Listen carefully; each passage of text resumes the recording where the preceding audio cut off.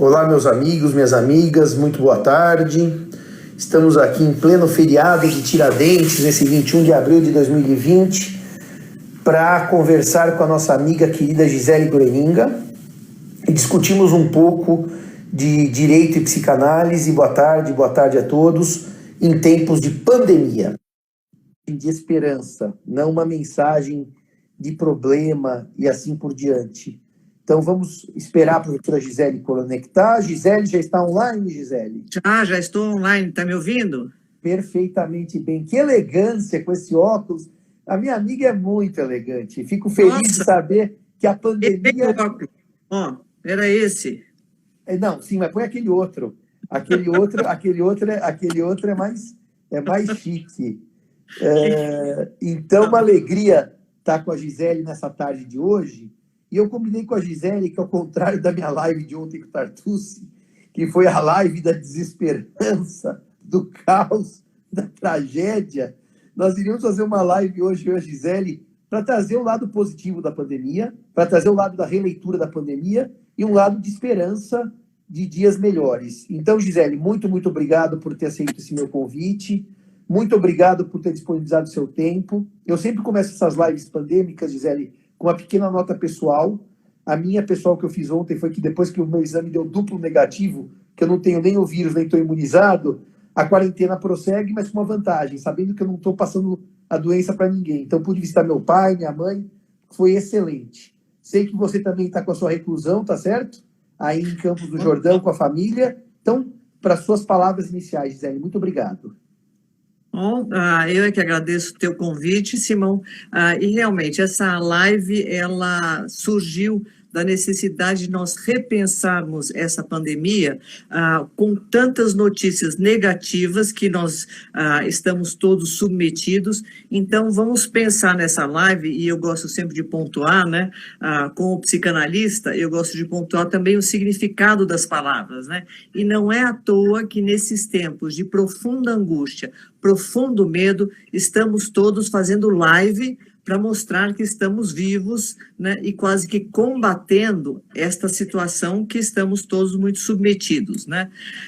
E como psicanalista, a gente está sempre buscando o significado das coisas, porque a psicanálise é a investigação desses processos mentais que seriam, de outro modo, inacessíveis, né? Inclusive aquilo que nos é inconsciente e que funciona de acordo com outra lógica. Bom, então, vamos contextualizar um pouco essa pandemia, né? Só um minuto, Gi, só um minuto. Se não fosse a pandemia, nós não íamos ter nem o Cléo, nem a Silvia, minha irmã, nos assistindo. Quer dizer, há pontos positivos da pandemia para começar a proximidade com as nossas famílias. Mas só fiz esse cortezinho para dizer que, no fundo, Gisele, há uma aproximação de pessoas do Brasil inteiro perto da gente nesse momento difícil, e que é um dos pontos que a pandemia tem que ser pensada pelo seu lado positivo. Mas, feita essa minha pequena interrupção, devolvo a palavra para você prosseguir, Gisele. Não, essa interrupção ela é ótima porque ela mostra justamente isso, esses efeitos positivos da pandemia, que é de aproximar as pessoas.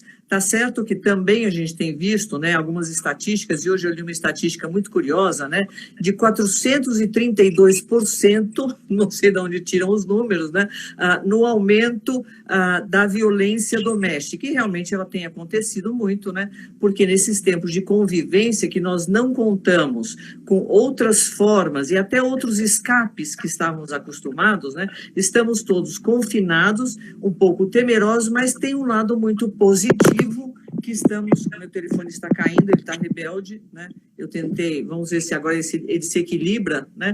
Porque, aliás, estamos todos um pouco desequilibrados com toda essa novidade que está acontecendo, né? Mas realmente tem aproximado pessoas e tem feito com que nós diminuamos um pouco o nosso ritmo e repensemos as nossas prioridades, porque nós vivíamos, né? E você fala sempre da realidade A, depois você fala um pouquinho, né? Da realidade A e da realidade B, mas nós vivíamos numa realidade em que estávamos todos hiperacelerados, buscando muitas coisas fora da gente, e agora a gente é obrigado a nos repensar, a nos ver graças, né, desgraça, mas graças a um trauma muito forte que tem nos assolado, né? Então, mas também nós vivíamos numa sociedade onipotente, em que a gente achava, Homo Deus do Harari, que a gente tanto cita, né? Que a gente achava que podia tudo, e também estávamos vivendo numa sociedade um tanto fake, em que a gente não só substituiu o ser pelo ter, mas o parecer ter e o parecer ser, né? Então, esse mundo do Facebook, esse mundo de aparência, e agora a gente é obrigado realmente a nos voltarmos para nós mesmos numa situação de bastante impotência e bastante medo. Fala. E não, só me permite uma nota. É impressionante como as redes sociais da Realidade A, que eu brinco que foi até 13 de março, o último dia que eu e a Gisele fomos a Santos, inauguramos o núcleo do IBDFAN, e depois jantamos com o Mário Delgado, que era aniversário dele. Foi um jantar eu, o Mário Delgado, a Vanessa e o filho do Mário com a Gisele. Não, só para dizer que a própria rede social está mostrando uma leitura mais intimista, talvez mais autêntica, era esse termo que eu queria usar. Aquela realidade fantasiosa, Gisele, de grandes alegrias, e alegrias nem sempre alegrias genuínas, talvez alegrias mais para demonstrar que eu estou alegre do que eu estar efetivamente alegre, as redes sociais têm sido mais sóbrias. Você percebe isso também? Mais autênticas, mais genuínas. Ou seja, as pessoas dizem assim, eu estou com medo. Na realidade, a minha vida é uma euforia. Eu tenho dinheiro, eu tenho meus filhos, eu tenho as minhas viagens. Você não está sentindo isso também ou é impressão minha? Estou sentindo isso, e até numa sociedade que a gente vivia, né, em que era pautada muito pelas exclusões, não é? Então, a gente recortava uma parte da realidade, né, e todas as exclusões, o sofrimento, tudo isso a gente meio que não via, né? Numa sociedade, de certa forma, formada por castas. E este vírus agora nos mostra, no início era assim, são só os mais velhos, até a gente se conformava um pouco, né? Porque, afinal das contas, é o previsto, né? E agora a gente vê que não é bem assim, né? E estamos todos com medo. O escritor Miyakoto, ou mesmo o filósofo Edgar Morin, eles falam muito dessa sociedade tão pautada pelo medo, porque nós também vivíamos, de um lado, uma onipotência muito grande e, de outro lado, também um medo muito grande. E é impressionante, isso me chama muita atenção, quase como um sintoma, como todos nós estamos submetidos pelo medo e voltando a uma situação que eu só sei que nada sei, né? Então, uma sociedade que a gente acreditava que tinha certezas enormes, né? Então, as ciências, e mesmo as ciências exatas, ou mesmo no direito, né? A gente pretendia algumas certezas, e o que a gente vê é que somos todos muito vulneráveis e numa situação permeada de muitas incertezas. Então, hoje a gente vai e tenta buscar fake news, mas não é só fake news, né? É o falso de acreditarmos que tínhamos certezas, né? Então, a gente vai para as estatísticas, né? E vai tentar ver os gráficos, e a tal da curva, a curva chata, a curva vai, e a cepa nova do vírus. Então, tudo isso vai nos assolando e nós temos que resgatar algumas prioridades que também, na verdade, a gente tinha perdido. E dentro dessas prioridades, nós resgatamos a nossa humanidade, que é vulnerabilidade, nossa interdependência, nosso medo, e que estamos todos sujeitos aos traumas, né? E esta situação é profundamente traumática para toda a humanidade. Nunca as fronteiras foram tão devastadas como foram agora por conta desse vírus, que estamos todos aí imersos nessa situação de muito medo e muita angústia. Eu lancei num dos textos que escrevi a frase do Bruckner, da euforia perpétua, quando ele diz: o adjetivo incurável é um adjetivo maldito em todos os idiomas, porque incurável eu não posso ser, tudo é curável, já que nós estamos deixando o Homo sapiens, como diria o Harari, para virarmos Homo Deus. E, de repente, a gente descobre que nós somos falíveis, e mais do que isso, Gisele, que coisa que nós tínhamos adquirido como certezas absolutas, eu todo domingo tinha certeza que eu podia ir à missa, nem isso eu posso mais, na realidade B. Então, eu queria te fazer uma pergunta: como é que se lida com uma realidade de perdas efetivas? Porque existem perdas pequenas e enormes. Quando morre alguém querido pela Covid, é uma perda enorme. Mas o fato de eu não poder sair à rua não deixa de ser uma perda. O fato de eu não estar encontrando com meus pais, irmãs e sobrinhos não deixa de ser uma perda. Como é que se lida com perda? Que depois eu vou dar um panorâmicozinho jurídico de como resolver algumas perdas. O que você tem a dizer nesse momento? Com relação à sociedade A, que você chama, que é como a gente vivia, né? Bom, realmente as perdas eram negadas, a gente costumava negar as perdas, né? Então tem uma frustração? Não, não pode ter frustração. Mesmo no direito, né, a confusão que se fala, né? O direito à felicidade. Não, o direito é o se buscar a felicidade, que é diferente do direito à felicidade. Então a gente vivia um pouco nesta negação da nossa realidade e em aspectos da nossa humanidade. E agora o que está acontecendo é que a gente não está conseguindo mais negar esta situação. Agora, os lutos, eles fazem parte do nosso desenvolvimento. O luto, o sofrimento, a angústia, embora a angústia e o sofrimento fossem tratados quase como doença, né? Então, não pode ter angústia, toma uma pilulinha aqui, não pode ter conflito, vamos acabar conflitos, né, nos desumanizando. E agora a gente está tendo que resgatar esses aspectos bastante humanos, vulneráveis, de perdas, de lutos e de traumas, né? Então, os lutos, eles fazem parte da nossa vida. Agora, aí cabe a gente diferenciar uma situação de luto, de perdas, e uma situação de melancolia, né? A melancolia é quando a gente não consegue elaborar o luto e fica sempre naquele passado, imaginando, como era bom. A gente vê muitas vezes na velhice, né? Uma situação mais melancólica, né? No meu tempo, como era antigamente, né? E não se consegue viver o presente. No momento, nós temos que viver o presente, então é dia após dia, nós estamos fazendo as contas da nossa quarentena e sem nem saber muito bem do futuro. Então, como elaborar esta situação, né? Bom, tem lutos, tem perdas sim, nós não sabemos como é que vai ser a nossa normalidade, ou seja, o nosso equilíbrio, né? Mas nós precisamos não ficar numa situação de tentar voltar atrás. Eu acho que isso já é inegável, né? É um dado posto.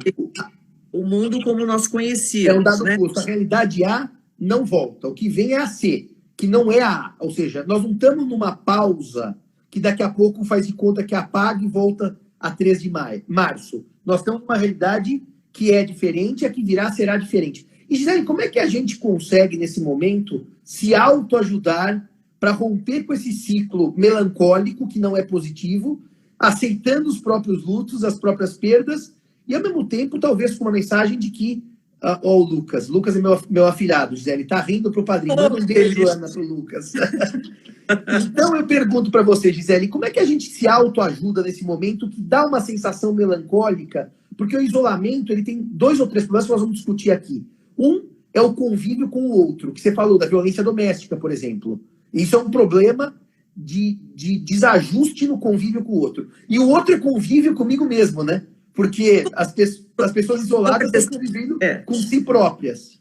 Então, quanto à questão do convívio com o outro, eu vejo as pessoas também relatando gratas surpresas em redescobrir a questão do convívio, né? Então, é curioso nesses tempos de muita crise, né? Tanto os nossos aspectos negativos quanto os positivos ficam muito aflorados, mas também a oportunidade de resgatarmos recursos que a gente nem sabia mais que tinha, né?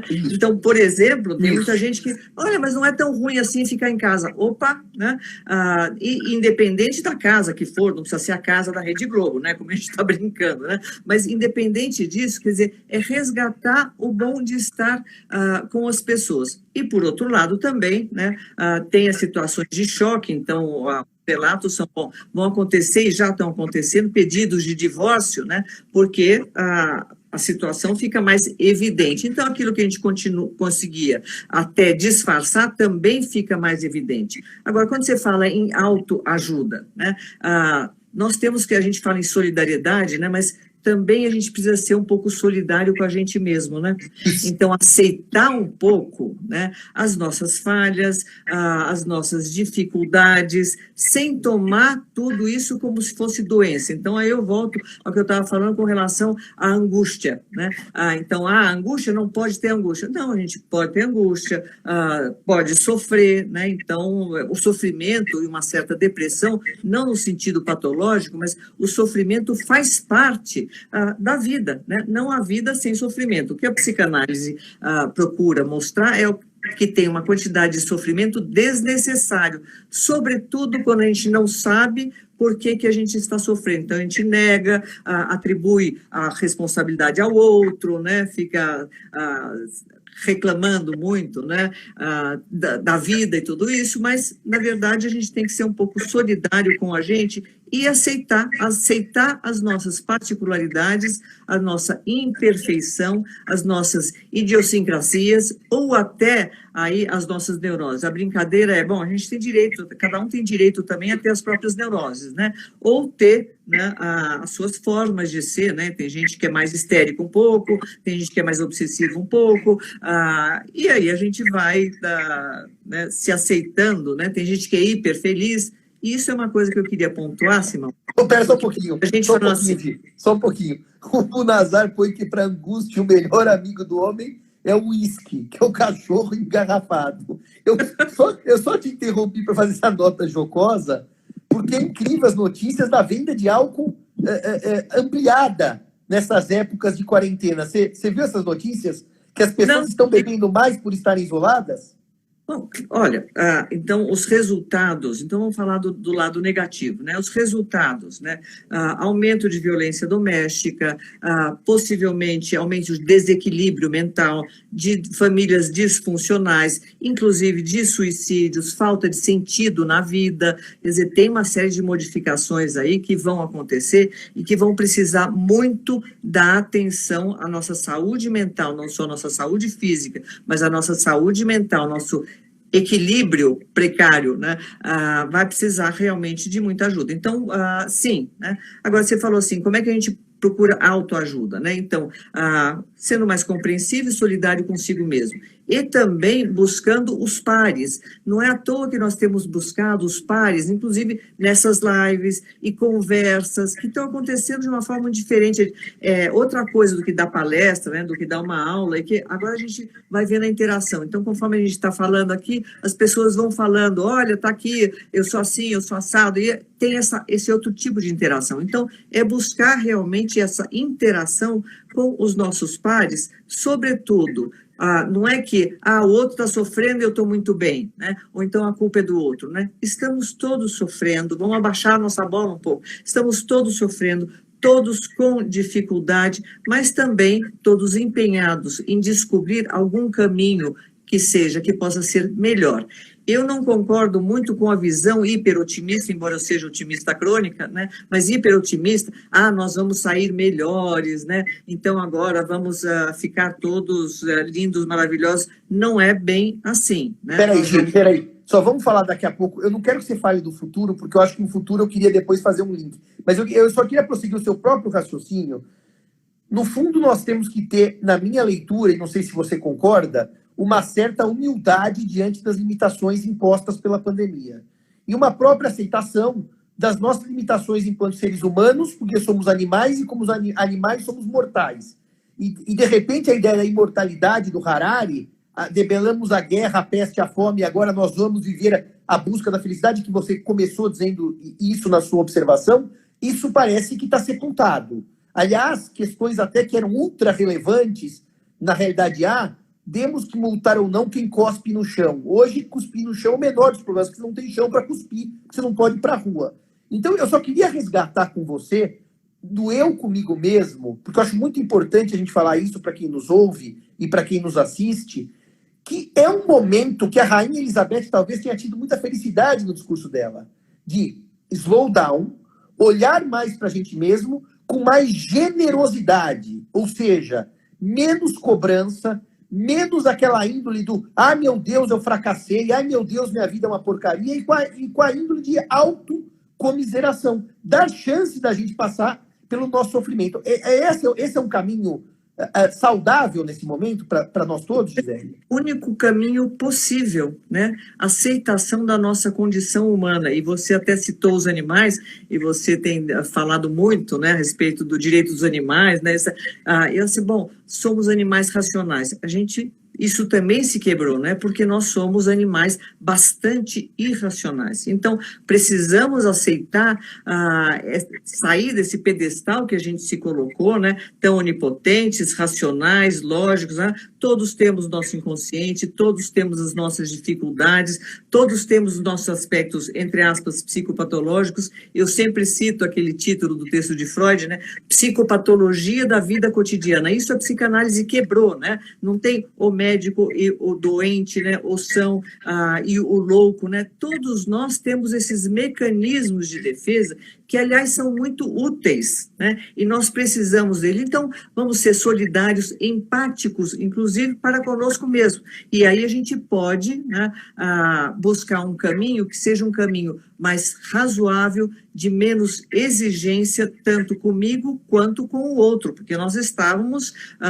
né, num nível de exigência altíssimo e que era impossível de chegar. Então, esse nível de exigência também trazia uma grande infelicidade e aí uma busca incessante da felicidade o tempo todo. Então, essa humildade que você está dizendo, que a Rainha Elizabeth trouxe, é realmente o caminho, né? Nos aceitarmos como seres humanos, né? E não como seres perfeitos que a gente gostaria de ser e vivíamos sob a égide do tem que, né? Correndo atrás do tempo, ou um pouquinho feito o coelho da Alice, né? Vamos correndo, correndo, correndo, que oração, não posso nem parar para ver as horas. Você reparou como as horas agora e os dias estão, né, com uma contagem diferente, né? Com outras prioridades, né? Então, está sobrando tempo, tem um desânimo no ar, é claro que tem um desânimo no ar, é claro que tem um luto no ar, é uma situação efetivamente traumática, é uma situação também sintomática, né? Nós não sabemos nem quais são as verdades, isso também se quebrou, né? Da ciência, isso também se quebrou, mas também temos uma situação sintomática, né? Dos usos que estão sendo feitos desta pandemia, né? Usos políticos, usos econômicos e o nosso grau de submissão a essa situação. Então, isso tudo precisa ser repensado. Eu só diria, não, que alguém lhe pergunta aqui, a nossa amiga Maria Cristina, sobre solidariedade e se isso veio para ficar. Isso vai ser objeto da nossa conversa, mas não é agora que nós estamos desenvolvendo um raciocínio. Mais à frente nós vamos chegar na solidariedade. Gisele, é um momento em que eu encaro com muita tranquilidade no seguinte sentido. Se o tempo começou de alguma maneira a sobrar, porque nós não temos mais os deslocamentos para os nossos trabalhos, nós não temos mais as viagens aéreas para as nossas palestras, nós sequer temos o deslocamento para ver nossos parentes e amigos queridos, porque nós estamos nesse momento confinados. Não lhe parece que uma das vantagens dessa pandemia, já que a nossa live é uma live de esperança, não é uma live de tragédia, é que eu posso aproveitar esse tempo para ganhar com coisas que eu não podia ganhar na realidade A? Ou seja, é mais tempo para falar por voz do que por WhatsApp, ou seja, ligar para as pessoas, conversar com as pessoas, olhar as pessoas no olho. 2, para estar mais junto dos outros, em uma outra dimensão mais humana e menos robótica. Ou seja, quando a gente fala, vamos marcar um Zoom para tomar um vinho no sábado ou domingo à noite, é uma dimensão mais humana que provavelmente nós não teríamos nem eu, nem você, nem terceiros, que nós estaríamos ou no cinema ou visitando tal pessoa e de repente a gente encontra 20, 30 pessoas. Você está de acordo comigo que é um momento que se pode aproveitar até para desenvolver empatias? Claro, né? E a gente vai chegar na empatia. Eu queria falar, quando eu estava pensando nessa live, né? Então eu pensei, bom, puxa vida, né? Psicanálise, Freud, quando foi, dizem, né? Isso não é o Jung que falou para o Lacan, etc. Mas Freud, quando foi fazer as conferências na universidade, na Clark University, nos Estados Unidos, né? Ele disse o seguinte: eu estou levando a peste, né? Se referindo à psicanálise, né? Como se fosse, entre aspas, uma peste, mas no sentido de que nos força a pensar, nos força a encarar os traumas, as dificuldades, os sofrimentos, as angústias, né, para que possamos buscar um novo significado. E aí outra referência à peste está justamente no Édipo Rei, né?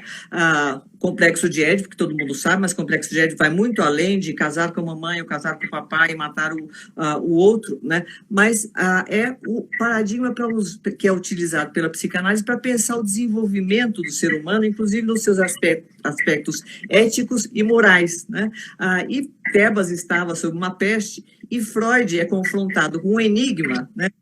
Que é colocado pela esfinge, que animal é que pela manhã anda de 4 patas, ao meio-dia de 2 patas e à noite de 3 patas, né? E aí o Édipo responde que é o homem, então ele desvenda este enigma. Ou seja, a esfinge nos coloca, decifra-me ou te devoro, né? E é mais ou menos esta a proposta da psicanálise, é esta a proposta que nós temos todos de busca de significado, e é nesta situação que a gente está se vendo atualmente, né? De tentar decifrar esta nova realidade, essa realidade B que você se refere, né? Esta realidade para que nós não sejamos engolidos pelo medo, para que não sejamos manipulados, para que não fiquemos elegendo salvadores, porque os salvadores, né? Qual é o remédio agora? Então, aparece um remédio, aparece outro remédio, a bolsa sobe, a bolsa desce, né? Não se trata de nada disso, né? Então, esta solidariedade, a simpatia consigo mesmo e essa humildade são de rigor para que possamos buscar alguns sentidos já presentes em nossa vida e sentidos, quiçá, que nós possamos pensar aí para o futuro, né? E eu estou totalmente de acordo, e eu diria que um dos pontos positivos desse momento pandêmico, de autoconhecimento, é o que uma das pessoas colocou aqui na nossa live, que é enxergar o que realmente vale a pena viver, é enxergar o que vale... Até a consogra está ali, a minha. A sua está lá? Então, o que vale a pena viver, o que vale a pena investir, o que realmente é importante. Porque no ritmo frenético a gente perdeu um pouco essa importância das coisas. É a euforia perpétua do Bruckner. É uma busca a uma felicidade hipotética, uma busca malfadada, porque a gente é feliz, como diz o Harari, no tempo de um orgasmo, depois a gente precisa voltar a buscar o orgasmo a qualquer custo, e de repente nós estamos num momento, então, que a gente valoriza mais as coisas. Eu diria, Zé, que para o direito tem uma lição muito importante nesse momento. Nesse momento que as estruturas jurídicas parecem fraquejar, mas fraquejar não é de ruína, é de contradição, de dificuldade de dar harmonia, de dificuldade de dar uma resposta homogênea. As respostas têm sido ultra heterogêneas. Eu poderia dar um exemplo, nós não vamos entrar em temas jurídicos, foi nosso combinado, mas só um exemplo.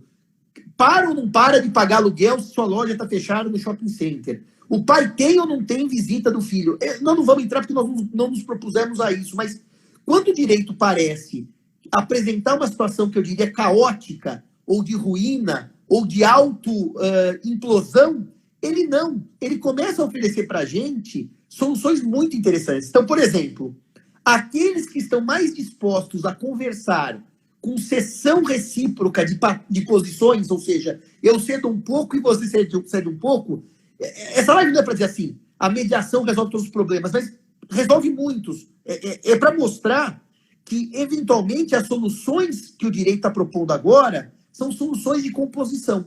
São soluções em que as pessoas olham para o outro com alteridade. Aliás, alteridade, Gisele, e altruísmo vem de alter, que é o outro, que é o contrário de egoísmo, que vem de ego, que sou eu. Então, me parece que o direito começa a construir, e eu não sei se isso vai ser duradouro, eu não vou também falar para você, isso muda. Depois a gente vai falar da realidade C no final da live e conversar um pouco sobre o que virá, sobre solidariedade e altruísmo. Mas me parece, sabe onde eu percebi isso, Gisele? No mercado locatício.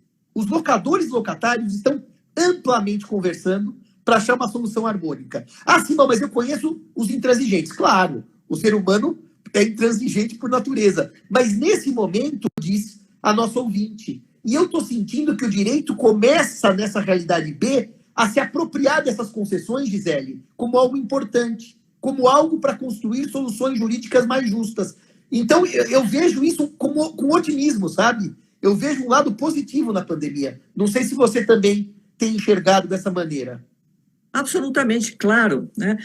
Essas questões que a gente está enfrentando no direito, né, já eram questões que estavam latentes, né? Não são questões tão novas assim, mas já estavam latentes. Então, por exemplo, no direito de família, você sempre apontou isso. Ah, mas a gente está falando de um direito das famílias, mas é das famílias classe A, classe B, né? Precisamos ter um direito que possa abranger mais a população. Então, esse direito que estava um tanto elitista, e não é só, né, quem tinha acesso ao judiciário, esse direito, essas fronteiras estão tendo que ser repensadas. Aliás, as funções das instituições já estavam em xeque há muito tempo. A função do judiciário, a função da instituição psicanalítica, quais são as nossas funções como profissionais, função de pai, função de mãe, da família, quer dizer, tudo isso já estava em xeque e nesses momentos de crise, de pandemia e de traumas, né, nós temos que realmente repensar as nossas fronteiras e as nossas funções. Então, a questão dos contratos, por exemplo, que você tem lidado tanto, né? Isso já estava latente.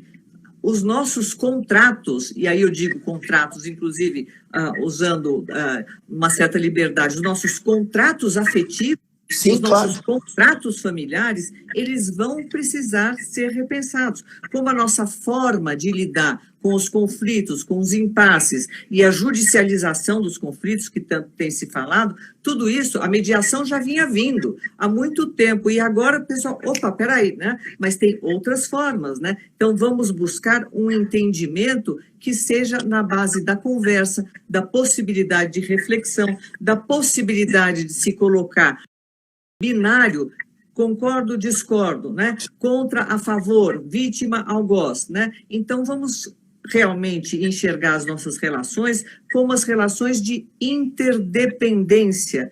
Isso nós precisamos resgatar. Somos seres vulneráveis, interdependentes, e o que acontece com um necessariamente vai afetar os demais. Então, são tempos de modificação no direito, são tempos de modificação na psicanálise. Por exemplo, nós tínhamos o enquadre da psicanálise, né? Tantas vezes por semana, vai ao consultório, e agora as psicanálises estão acontecendo, né? E havia uma resistência com relação a isso, né? As psicanálises agora estão acontecendo como, né, as sessões, né, desta forma, né? E é uma grata surpresa a gente ver que aquilo que a gente resistia e que já era uma demanda latente, já está acontecendo no direito a mesma coisa. Então, são novas questões, porque agora elas estão mais visíveis, mas já estavam todas latentes, né? As questões que nós estamos enfrentando são todas questões antigas, né? Eu vou mais longe. Você estava comigo em janeiro, estamos num curso de palestras em Lisboa. Um curso, nós tivemos lá por 3 semanas. O que impediria você ter feito a sua análise, a sua psicanálise com os pacientes, de se colocar no lugar do outro e não no modelo binário, concordo, discordo, né? Contra, a favor, vítima, algoz, né? Então, vamos realmente enxergar as nossas relações como as relações de interdependência. Isso nós precisamos resgatar. Somos seres vulneráveis, interdependentes, e o que acontece com um necessariamente vai afetar os demais. Então, são tempos de modificação no direito, são tempos de modificação na psicanálise. Por exemplo, nós tínhamos o enquadre da psicanálise, né? Tantas vezes por semana, vai ao consultório, e agora as psicanálises estão acontecendo, né? E havia uma resistência com relação a isso, né? As psicanálises agora estão acontecendo como, né, as sessões, né, desta forma, né? E é uma grata surpresa a gente ver que aquilo que a gente resistia e que já era uma demanda latente, já está acontecendo no direito a mesma coisa. Então, são novas questões, porque agora elas estão mais visíveis, mas já estavam todas latentes, né? As questões que nós estamos enfrentando são todas questões antigas, né? Eu vou mais longe. Você estava comigo em janeiro, estamos num curso de palestras em Lisboa. Um curso, nós tivemos lá por 3 semanas. O que impediria você ter feito a sua análise, a sua psicanálise com os pacientes por meio de uma câmera, de um sistema eletrônico? Absolutamente nada, em tese. Só que nós... Eu já fazia isso, Só que você fazia numa situação de excepcionalissimamente excepcional. Ou seja, assim como eu dizia para Paula Vaz Freire, a diretora nossa amiga de Lisboa, e o Floriano de São Paulo, o que impede, se eu tiver um congresso em Portugal, aquela minha manhã de aula na USP, eu dar pelo Skype, pelo Zoom, ou nunca isso foi impossível. Só que nós tínhamos nos imposto auto-barreiras, até porque a sociedade não aceitava muito bem esse sistema. Por exemplo, quando você imaginou, Gisele, em janeiro, que nós podemos fazer uma live no mês de março, abril, para falar para 1.000 pessoas, 2.000 pessoas, sem um público presencial. Isso não era muito sequer concebido. Então, repara, quando a gente começa a compreender a realidade B, e uma realidade B rica em transmissão, eu digo sempre, Gisele, qual foi o último evento que eu falei para 5.000 pessoas, como na live ontem à noite minha do Tartucci? Não tem evento para 5.000 pessoas presenciais. E nós, por um certo medo dessas mudanças... A menos que você estivesse fazendo pregação. É verdade, é verdade. A menos que você não fosse religiosa. Então, de repente, a gente percebe que a tecnologia joga muito a favor de alguns aspectos que a gente mesmo não tinha consciência ou resistia. É muito curioso, porque eu tenho uma leitura, Gisele, pelo que eu li da Alemanha, da Itália, que os eventos presenciais vão ser os últimos a serem permitidos. E só serão permitidos com restrições severas de público. Ou seja, só para dar um exemplo concreto, IBDFAN, outubro de 2019, 1.200 pessoas numa sala. Isso não volta, pelo menos não assim. Isso pode voltar, mas é uma coisa que vai ser construída com muita calma. Não, nós vimos os japoneses, né, que já têm usado máscara há muito tempo, e nós os víamos com certo estranhamento, né? Sim, exato. Mas, por outro lado, nessa live nossa, que é uma live de esperança, isso quer dizer que o fato das relações terem se virtualizado, primeiro que elas não afastam as pessoas necessariamente. A gente pode estar mais próximo virtualmente do que realmente. O Harari, Gisele, naquele livro que você gosta, eu também, da 21 lições para o século XXI, ele diz que, de repente, eu posso estar mais próximo do meu tio que mora na Suíça do que do meu marido, da minha mulher que mora na minha casa. Porque Só uma meu coisinha. Tio que mora na Suíça, eu valorizo a comunicação uma vez por semana por Skype ou por WhatsApp. E meu marido ou minha mulher, eu não tenho paciência e não converso com ele que está na minha casa. O virtual não é mais virtual, é real. Por isso que eu costumo chamar de telepresencial, porque é virtual. Não, não é virtual, é o real atualmente, né? É uma parte do real. Aliás, um dos meus medos, falando da sociedade do medo, né? E como nós ficamos também mais manipuláveis quando a gente tem medo, né? Um dos meus medos é acabar a internet, né?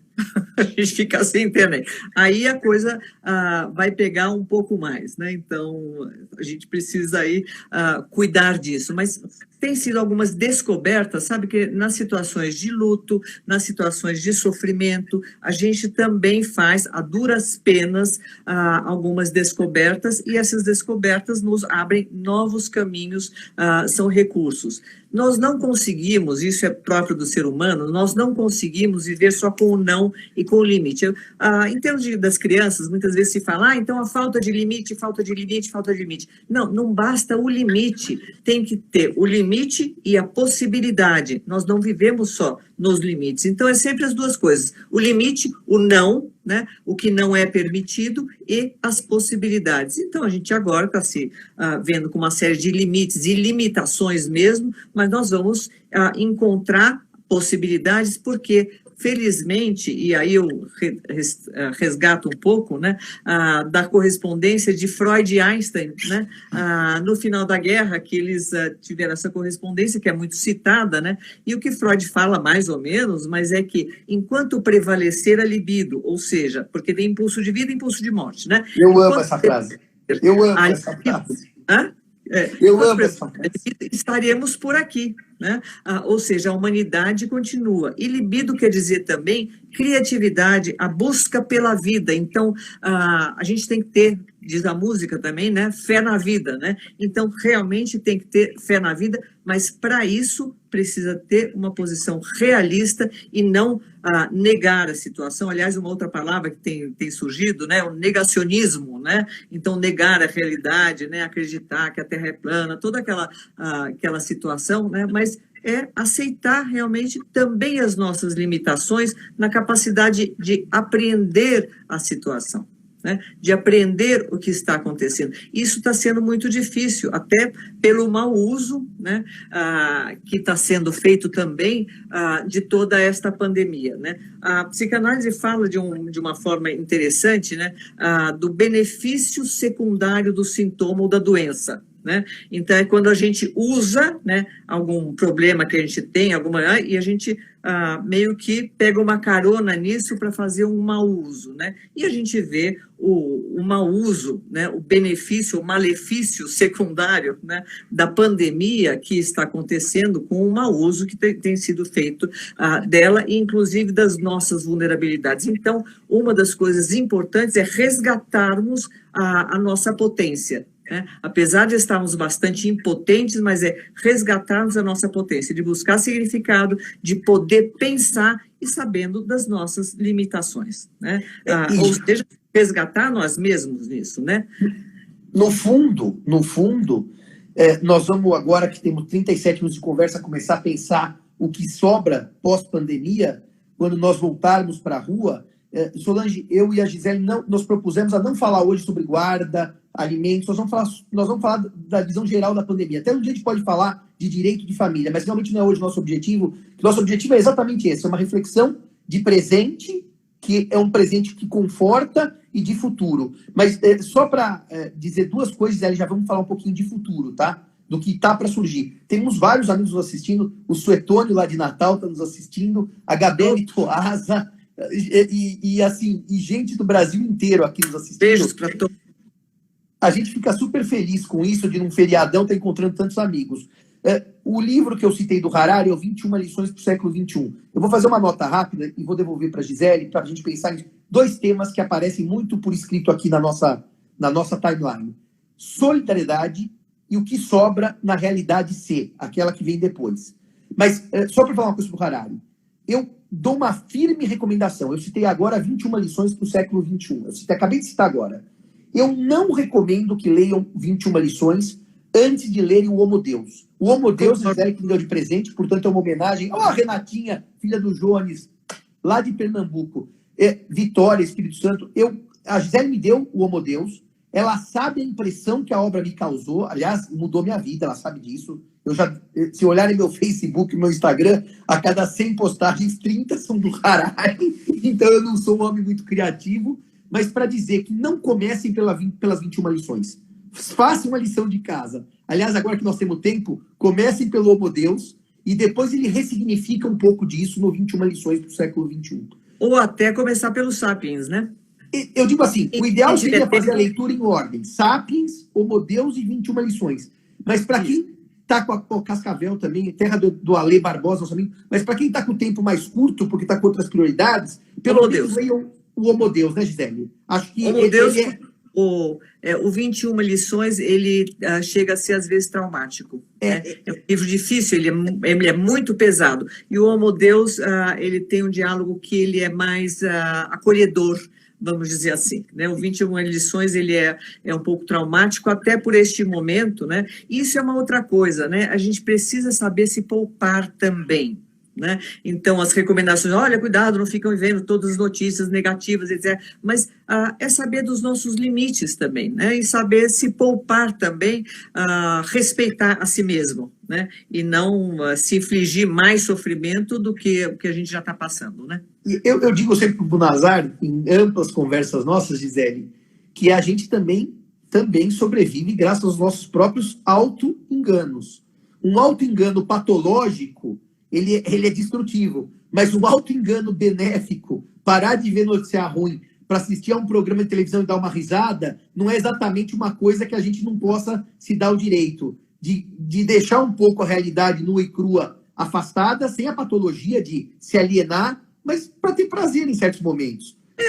Acho que a gente nem precisa chamar isso de auto-engano, sabe, Simão? A gente pode chamar de defesas que são eficazes. Nós todos temos mecanismos de defesa e nós precisamos deles, né? Mas são eficazes, então às vezes a gente nega um pouco a situação, a gente parte para a fantasia. O que é quando a gente vai ao cinema, ou quando a gente está fantasiando acordado, quando a gente sonha, quando a gente faz planos para o futuro? Isso tudo não é necessariamente auto-engano, sabe? A gente não precisa falsear a realidade. realidade. A gente pode, sim, né, ser mais benevolente consigo mesmo e saber que nós usamos mecanismos de defesa, né? Aliás, isso é uma coisa que eu também queria passar, né? Nós funcionamos um pouco assim, né? Ora mais otimistas, ora mais pessimistas, ora mais otimista. O ideal é que esta curva, falando tanto de curva, né, que ela seja uma curva mais suave, né? E não hiperotimistas, maníacos e depois depressivos, né? E aí a queda é muito grande, né? Então, saber que a gente tem essas oscilações, isso é natural, sem pandemia, do ser humano. Tem dias que a gente ainda tem alguma coisa que está pegando, que a gente não sabe, mas a gente está mais depresinho, mais triste. Tem outras vezes, opa, peraí, viu o passarinho verde, ok, né? E aí a gente vai vendo o que da realidade que efetivamente nos influencia e agrega valor. Porque tem muitas situações que não agregam valor, né? Gisele, que nos colocam...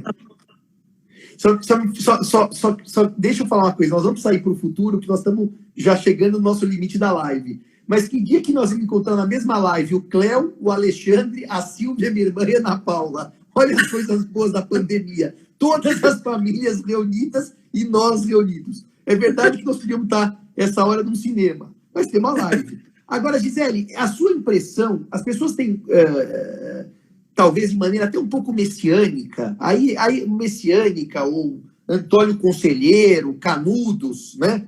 Ah, não, o ser humano nunca mais vai ser o mesmo. A partir de agora, o mundo ruim acabou, surge um mundo solidário, fraterno. Eu queria que você fizesse as suas ponderações sobre esse futuro C. Eu só estou dizendo C para... Vamos pontuar claramente. Acabou o confinamento, a realidade A não volta, será uma realidade com máscara, com restrições, mas, enfim, nós saímos do pico da desgraça. Nós vamos ter acesso à rua, vamos poder ir ao supermercado. Me diga, como é que é, na sua leitura, isso é o puro achismo, tá? Agora não é o científico, é a emoção falando. Qual é a realidade C depois do fim da realidade B? Espera aí que eu vou pegar a bola de cristal, está lá embaixo, eu vou demorar um pouco. Nós não sabemos, mas o que a gente sabe é que a gente já vem vindo numa certa mudança, porque aquele paradigma da exclusão, da oposição, não estava mais se sustentando, né? Nós estamos vindo num movimento de buscar maior empatia. Eu costumo dizer que, tomando as revoluções, né? Nós tivemos a Revolução Feminista, onde se quebrou, né? Homem é de um jeito, mulher é de outro, então essas funções, também isso é impulsionado pela psicanálise, né? As funções podem ser exercidas por um ou por outro, quer dizer, isso levou a uma mudança de papéis e uma necessidade de se colocar no lugar do outro. Então, a mulher que trabalha fora de casa se coloca naquele lugar que lá atrás ela nem imaginava qual era. E o homem que fica mais em casa, o que está reivindicando a guarda, tudo isso, também se coloca mais no lugar daquela mulher que antes eram duas realidades que não se conversavam. Então, isso tudo já vem vindo. Depois a gente tem a revolução da metassexualidade, que foi capitaneada muito pelas reivindicações da população LGBT+, né, e todos, né, que é, opa, peraí, todos nós temos também uma bissexualidade na nossa cabeça. Ou seja, isso tem como desembocar na qualidade da empatia, do se colocar no lugar do outro. Então, antes de homem, mulher e todas as classificações que a gente possa ter, a gente é ser humano. E eu brinco até do direito a ser humano. Então, esse movimento de empatia, esse movimento de mediação, ele já vem vindo. Esta necessidade de uma solidariedade, aí eu vou fazer uma distinção da solidariedade egoísta e da solidariedade altruísta, por paradoxal que seja, né? Então, eu vejo muita gente, então vamos doar, não sei o quê, porque a favela, né, vai ter uma revolta social, o pessoal não vai ter o que comer, não sei o quê, então todo mundo se põe a doar muito movido pelo medo, né? Então, é uma solidariedade paranoica, né, egoísta, né? Estou pensando em mim, mas abre uma porta importantíssima para a gente ver o quanto a gente tem a mais, o quanto a gente tem que pode doar, o quanto a gente tem que não precisa e o quão bem a gente pode fazer para o outro. E isso traz um sentimento de gratificação e de gratidão com aquilo que a gente tem, que é muito importante e que abre a porta para essa solidariedade efetivamente altruísta. Com relação ao egoísmo, a gente está sempre oscilando. Egoísmo, altruísmo. Egoísmo não é necessariamente ruim. Egoísmo quer dizer cuidado de si. O que falar daquela pessoa que está sempre pensando no outro, no outro, no outro? Ou seja, ela está usando o outro para não pensar em si ou como uma desculpa, né? Para não pensar em si mesmo, né? Ou pensar genuinamente no outro. Desculpa, aqui entrou uma mensagem. Bom, então essa solidariedade altruísta e tem essa solidariedade egoísta. Então nós estamos caminhando para uma solidariedade mais altruísta pelo medo, pela paranoia, pelo egoísmo, mas ao fim e ao cabo, quem sabe isso se transforma num amor mais genuíno um pouco, né? Porque todos nós temos essa capacidade. Então, aí vai uma mensagem de otimismo, né? Empatia. Quando a gente não tem mais tanto aquelas fronteiras, né? Quando o outro, né? Não dá para eu descartar o outro ou ficar brigando pelas pequenas coisas, mas estamos todos sob a mesma tempestade, isso também gera o sentimento de empatia.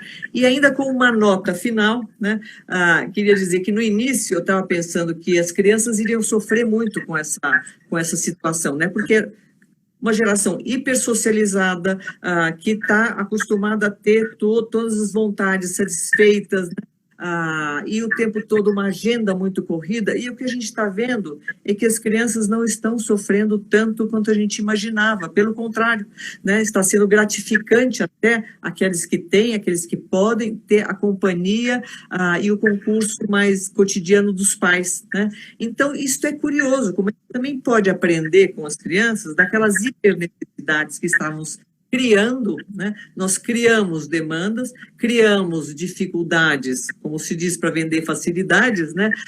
E agora isso tudo está sendo redimensionado. Então, acho que o caminho é mesmo de mais solidariedade, em direção a mais solidariedade, a mais altruísmo.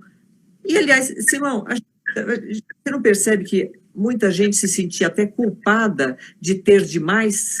Sim. Né? Tanta gente construindo que não vai gastar nem em 10 gerações, quer dizer, tinha alguma coisa errada com esse sistema do capitalismo selvagem, né? Nós temos agora a necessidade de repensar isso, repensar para um capitalismo, se for o caso, né? O capitalismo colaborativo, né? Não dá mais para a gente fazer as cisões, as divisões que a gente fazia. Então, eu vejo isso com uma forma muito positiva e esperançosa.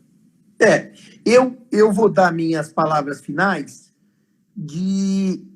que são 2 postagens minhas no Instagram, né? Em que eu digo, numa delas, o que eu perdi e que eu digo, na outra delas, o que eu ganhei. E eu acho que essa pandemia, ela é libertária. Porque como a gente não consegue ter acesso às coisas que a gente queria, porque possibilidade absoluta, eu não posso sair de casa, e eu termino como eu comecei falando da minha missa de domingo, que era um dado adquirido e que eu tinha certeza que eu nunca perderia, e eu perdi. Eu me senti livre para trabalhar menos, Gisele, livre para ter menos angústia. Por exemplo, a minha angústia com as minhas próximas férias acabou, porque não sei se haverá próximas férias, mesmo. E esse momento em que a gente tem essa sensação libertária diante da pandemia, a gente consegue apreciar o que eu sempre defendi, Gisele. Você é minha amiga já há 15 anos, as pequenas coisas da vida. Ou seja, aquela história de você parar e ouvir a sua música, que dura 3 minutos, te deixa profundamente satisfeito ou satisfeita. Aquela história de você poder ler aquela página do seu livro, que você fecha a página e fica 10 minutos pensando sobre o que você leu, que são coisas que a velocidade nunca permitiu, porque a gente tinha uma velocidade animal, você acabava de ler o livro, já precisava fazer 10 coisas. Isso tudo me dá uma sensação de que efetivamente a pandemia vai deixar marcas duradouras, pelo menos individuais. Coletivas é o que você brincou, vou trazer minha bola de cristal. Mas marcas individuais em que cada um pode se enxergar melhor do que se enxergava num mundo eufórico, da euforia perpétua do Bruckner, eu não tenho dúvida. Agora eu preciso fazer uma notinha menos feliz.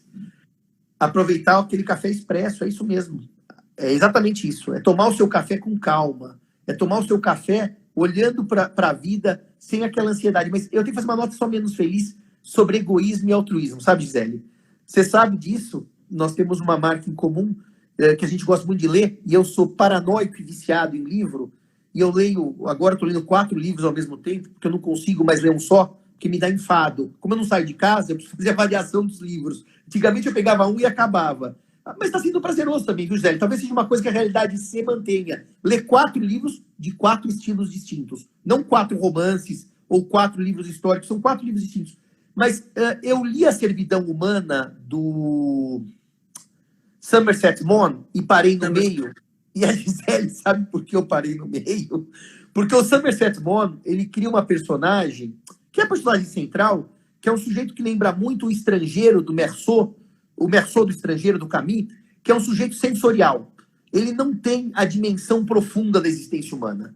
Ele tem mais sensações assim. Preciso comer, preciso de sexo, tá frio, tá calor. O Meursault, ele é perseguido pelas questões sensoriais. E esse sujeito, ele vai ter uma dúvida existencial, que é se nós somos genuinamente altruístas, Gisele, ou se nós somos altruísmos por puro egoísmo. Eu não vou te devolver a palavra, porque esse tema nós não vamos passar mais 1 hora refletindo sobre isso, mas eu vou deixar a pergunta, quem sabe fazemos uma live, se o altruísmo genuíno existe, ou se o altruísmo é uma forma de egoísmo disfarçado. Mas eu só lanço essa provocação porque eu confesso aos senhores e senhoras, a Gisele sabe o que eu vou dizer, que eu fechei A Servidão Humana e não abri mais depois que o Somerset Maugham me pôs nesse dilema. Mas olha como a pandemia tem coisas boas, Gisele. Eu combinei com o João Aguirre, dia 1º de maio, e vamos fazer uma live que eu sempre quis fazer na minha vida e nunca tive coragem. Nós vamos conversar sobre a literatura de Eça de Queiroz e de Machado de Assis e os livros do Eça e do Machado que a gente gosta de ler. Diga, Gisele, quando antes nós nos permitimos fazer isso? Na realidade, a gente está se permitindo um monte de coisa. Agora eu queria falar só uma coisa. Quando a gente começa a poder descobrir, né, o valor das coisas simples, mas eu queria pontuar uma coisa que também é característica do ser humano. Nós também somos seres insatisfeitos, né? Então a gente acabou de receber uma coisa e logo depois a gente quer mais. Isso também faz parte da vida. Não há nada de errado em querer mais, desde que a gente possa construir os nossos alicerces em cima daquilo que a gente tem, né, e não sempre em cima daquilo que nos falta. Somos também seres de falta, somos seres incompletos, e é por isso que nós estamos sempre em busca uns dos outros e podendo ter as relações que são necessariamente complementares. E voltando para fechar a situação de família, porque o que nos une é o direito de família, né? O direito das famílias, então as relações são sempre complementares e nós precisamos buscar não só o superior interesse da criança e do adolescente, mas o superior interesse da família nesse direito a ser humano que talvez a pandemia tenha colocado em tanta evidência. Então, nós temos angústias, medos, insatisfações, o momento é de repensar nesse trauma profundo que nós estamos tendo e realmente torcer para que a gente acabe com essa quarentena, porque, gente, também já deu, né? Então, vamos reconhecer que estamos cheios, né? Ótimo, estamos cheios e vamos ver como a gente vai conseguir evoluir. Não seremos os mesmos, não somos os mesmos nos traumas que nós sofremos durante a vida e o crescimento também, ele é cheio de traumas. Então, esperemos que a gente cresça para sermos um pouquinho mais maduros, mas também conservando a nossa possibilidade de sonhar, de querer mais, né, de ambicionar mais e com menos culpa e menos negação da nossa realidade. Muito obrigado, meus amigos, minhas amigas. 2 notas. A primeira de agradecimento a Gisele, que eu sempre me encanto em falar com ela pessoalmente, agora virtualmente por live, e foi um prazer enorme conversar com vocês. Segunda nota é que a minha live com a Aguirre sobre Eça e Machado, Eu vou fazer, Gisele, a velha comparação que eu amo da Luísa, do Primo Basílio, com a Capitu do Dom Casmurro. Eu vou passar horas falando disso. Vai ser dia 1º de maio. E uma terceira e última nota, que nós estamos com a nossa primeira hora, vai acabar e a live cai, é de extrema gratidão por vocês terem passado essa hora do feriado conosco conversando, sabendo que, meus amigos e minhas amigas, aniversariantes do dia, quem faz aniversário hoje, Marcelo Birger, é você? Faz aniversário? Bom, não sabemos quem faz aniversário, mas a Gisele não, que é 29 de janeiro e eu de 18. Aliás, passamos nossos aniversários juntos esse ano, então a Gisele não é. Eu tenho 1 minuto para agradecer e para dizer o seguinte para vocês. Gisele, eu estou me sentindo tão liberto pela pandemia que até eu vou fazer uma live um dia para contar minha ida ao enterro do rei Ricardo III na Inglaterra, que durante 5 anos eu mantive oculta essa história da minha vida. Acho que eu vou fazer uma live falando da Elizabeth, né, Birger? Claro. 94 anos da rainha, God Save the Queen. Que eu tô tão liberto, Gisele, que até acho que uma live do enterro do Ricardo III eu vou fazer. Brigadão, Gi, vai cair a ligação. Olha só as revelações. Marcaremos outras. Beijão a todos, gente. Obrigada a todos. E até a próxima. Tchau, até a próxima.